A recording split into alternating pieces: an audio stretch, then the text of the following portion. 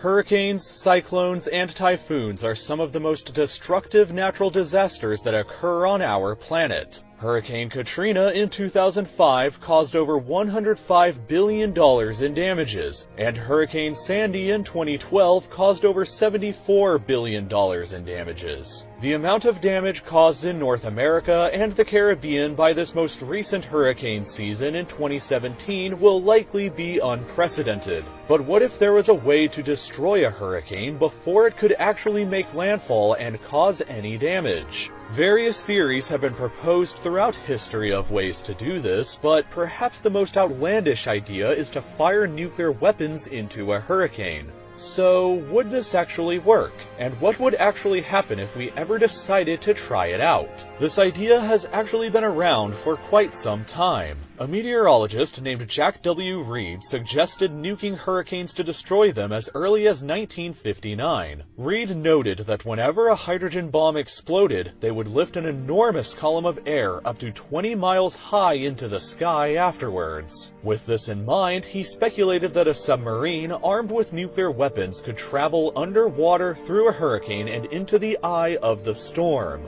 Once inside of the eye, the submarine would launch multiple nuclear missiles that would detonate at the surface. The idea was that most of the warm air inside of the eye would be blasted out above the storm, while cold and more dense air would fill in and replace it, which would reduce the wind speed and therefore power of the hurricane. There were multiple problems with this theory, however, the first being that it wouldn't work. Hurricanes are ridiculously powerful events, and even average ones release 600 trillion joules of energy every single second. That's the equivalent to 10 Hiroshima-scale atomic bombs blowing up every second. In a single day, an average hurricane will release more energy than all of the electricity consumed by the United States in 2009. The most powerful nuclear device ever tested by humanity was the infamous Tsar Bomba at 50 megatons of explosive power. But that wouldn't even come close to matching the energy release of a hurricane.